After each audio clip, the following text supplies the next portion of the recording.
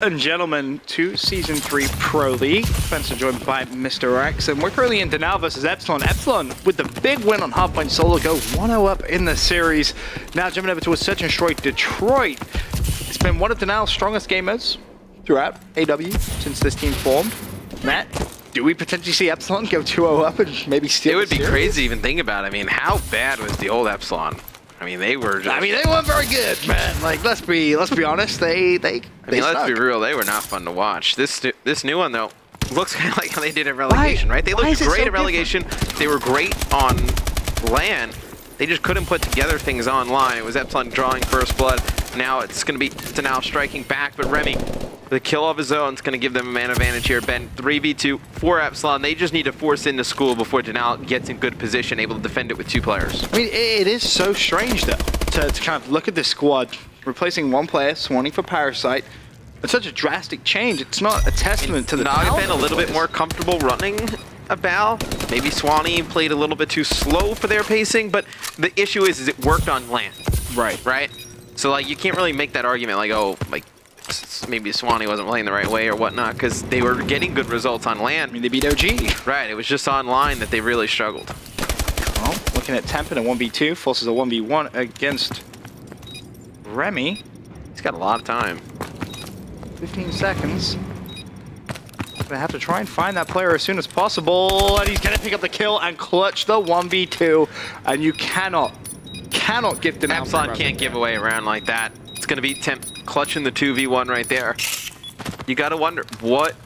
Oh, you see Temp with a little teabag action right there.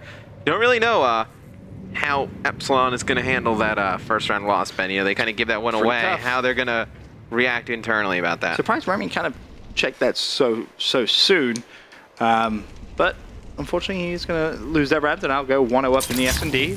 Again, this is a series we fully expect Denial to win, but Epsilon definitely coming out impressing so far, and I like this push from Denial on the attacking side. They immediately push in towards that B-bomb site. Parasite's going to be caught mid-map, surely. Temp's going to chase down that kill. In fact, that was Royalty. He falls 4 versus 3. Meanwhile, a lot of other kills going down. Parasite with the snipe gets the pick on Temp. 2 versus 2. Replays and Slasher going up against Remy and Parasite.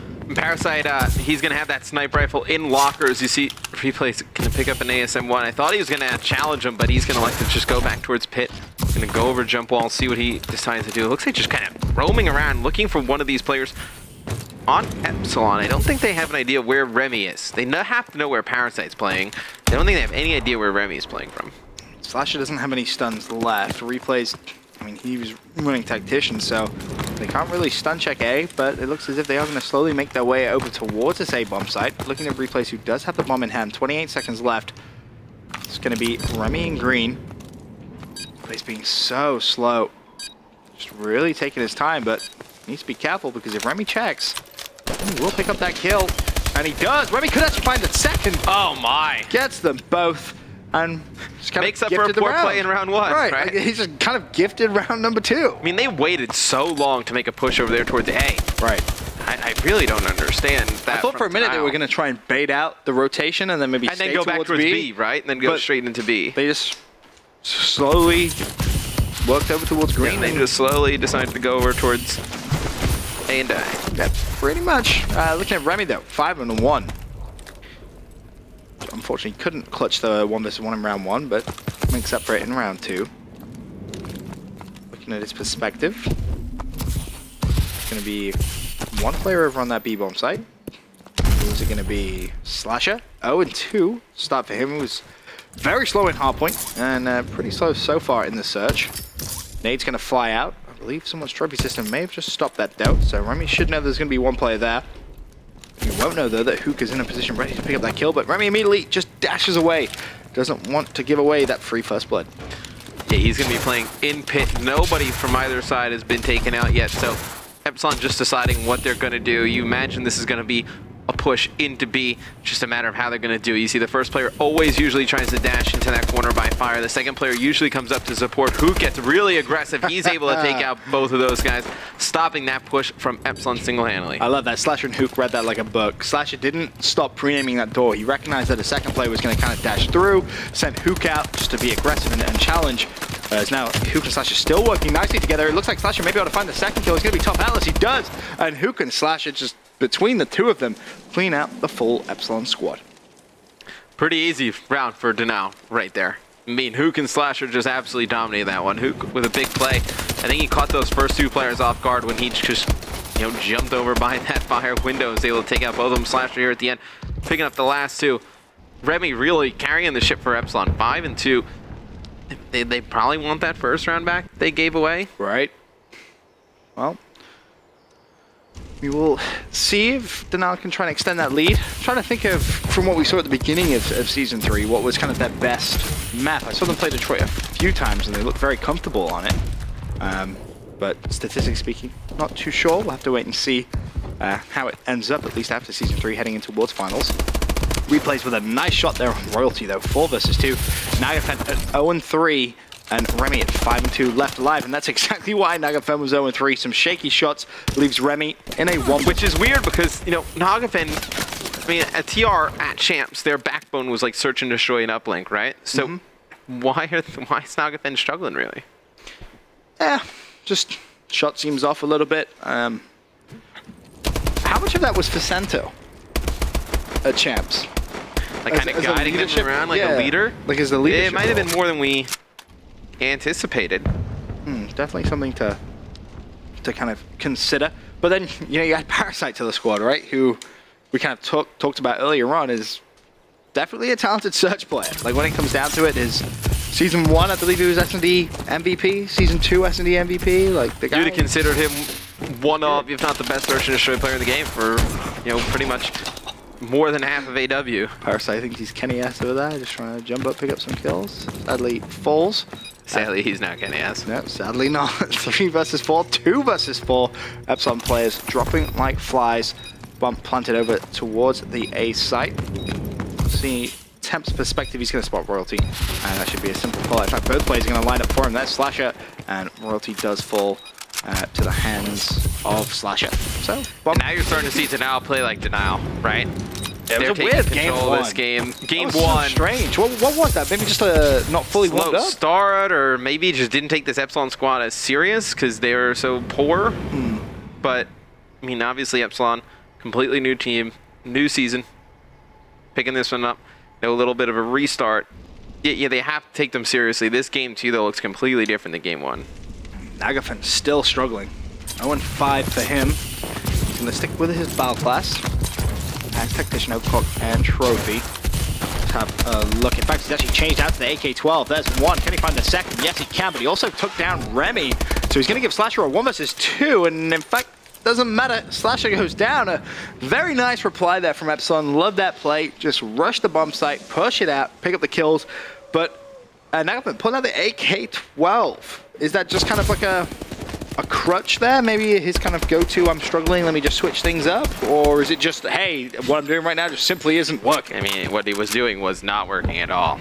I think at that point, you just try anything. I guess the AK-12, I mean, we had a little bit of a stint in time where people thought it was pretty good, pretty powerful, and then it just kind of went away. I feel like that's just using such it again. Thing. Let me see. Let me go over to Nagafen. Where are you? There you are. Hit around that D-pad for me. Yeah, there you go. Still rocking it. Interesting. Well, already one shot. Doesn't want to die, so decides, hey, I'm getting out of here. Royalty picks up first blood, though. And there's the second kill going in favor of Parasite. He picks up 2. Temp left in a 1v4. And just as we were complimenting Denal on kind of going back to how we expect him to play, Temp left in a 1v4. He's managed to make it a 1v3, and a nade hits him clean the face. 4-3. Still in favor of Denal, but if Epsilon come back and take this, going into a game 3 uplink, it would be a biolab.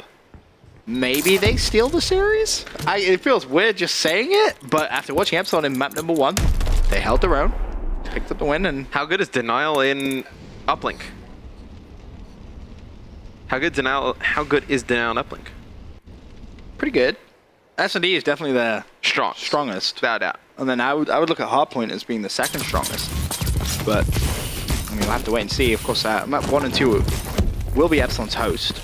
Map 5 as well is going to be that Epsilon host if it goes the distance. So Denal will have host in the next couple of maps, which is why a win here is massive for them if they want to try and take this series 3-1. You see Replay is going to be drawing that first blood there on Parasite, and there's a lot of players mid-map who just kind of runs into Royalty after Royalty takes out Temp. It's going to be a 3v2 advantage for Denial. We haven't seen anybody really outside that one round that Denial went there late go towards A. Hook able to put this one away. Fast round for Denial. Close to taking this one, Ben. Yeah, they spotted both players from Epsilon, and at that point it was very simple. They had them kind of pinched in towards that B bomb side. You see Hook here smartly pulls out his ASM-1. Hip fire has Remy trapped in a corner. There's no way he's getting shut down from that position. And that now puts Denial 5 rounds to 3 in the lead. They just need one more. And now they go over to that defensive side. Let's see if Epsilon have any tricks up their sleeves on this next attacking side. We saw a nice defensive push where all 4 players kind of flooded out the A side. Need to see something kind of similar here on the attacking side. But as of right now, as if everyone's just going to be patrolling that garage side. Epsilon going to play this one really slow, and you see how aggressive Denial's gotten in Pip. And if Epsilon goes over towards B, I think they're screwed. I think they end up losing this round, to be honest with you. Yo, nice nade from Nagafen. Temp, though, more than enough time to react and get out of there. Nagafen making a little bit of noise as well towards the mid-map that will be heard by Temp. And finally, he's going to pounce first blood. Can he get the second? Yes, he can. Nice play from Nagafen, turning things around and switching up. They just cause a little distraction, and then Nagafen just jumps over, you know, the big wall into that pit area, and he's able to take it out too. So, pretty nice strategy there from Epsilon, whether intended or not. It's going to leave Temp and Slash the last 2 alive. Temp's going to get taken out in the mid-street. Slasher in a 1v4. He gets 2. He would have been able to get away there. That might have been a little bit interesting, but it's going to get cut down right away. And Epsilon trying to force that round 11. Good to see that random and kill count one more time. As you said, Slasher had picked up 2. Really Temp a little unfortunate as he was out mid-street. Didn't expect anyone to be bottom mid-Atlas, and was kind of surprised to see an Epsilon player there. But it was a good setup from Epsilon. They had control of school. There's only so many players you need to send into school after you get that first blood. And now 5-4 going into round 10, still in favor of Denial. Can they close it out here on the attacking side? Are they potentially going to do something a little bit different, or will it be more of the same, forcing over towards that B bomb side? I feel like we haven't really seen too many A pushes. No, we haven't seen any outside of that late round from Replay's in Denial when he tried to get the bomb down. It's going to be Replay's in hospital. They're going to try and force the issue today. I think if they would have hit this fast, they would have caught Epsilon completely off guard. That guy playing in green has to be asleep. He hasn't seen any action all game. Look at this too. Royalty can basically say to his teammates, hey guys, don't even worry about B bomb site. Pushed all the way through garage. Unless they're mid-street, we should be good. But then this is where Parasite comes in. He's like, well, I don't see anyone mid-street either. So I would be looking over towards A. He will spot Slasher, but first blood goes to Slasher. Remy in position to immediately trade. Really, Parasite, pretty important right here for Epsilon. Needs to make the right decision.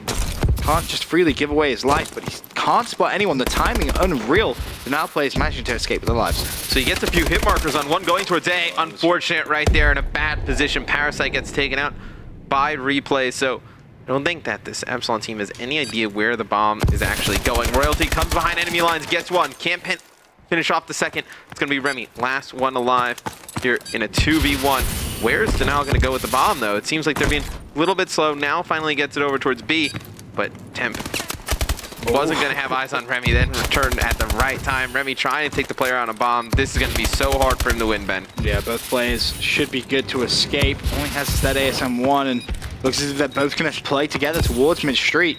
Need to make sure he isn't on the defuse, and I think they've just spotted him head over towards pit. One player now head glitching bomb. Remy should pretty much be dead here, but somehow is still alive. Refuses to die. 25 seconds left. Finally falls, and Denial pick up the search and destroy on Detroit. And as well, that's going to level up the series at 1 map apiece. Coming up next, as we mentioned earlier on, Matt, that Uplink Biolab. Honestly, I think it's going to be a bit of a toss-up. Anybody's game. Will be Denial's host, though, so do bear that in mind. And of course, that's coming up after this next quick commercial break.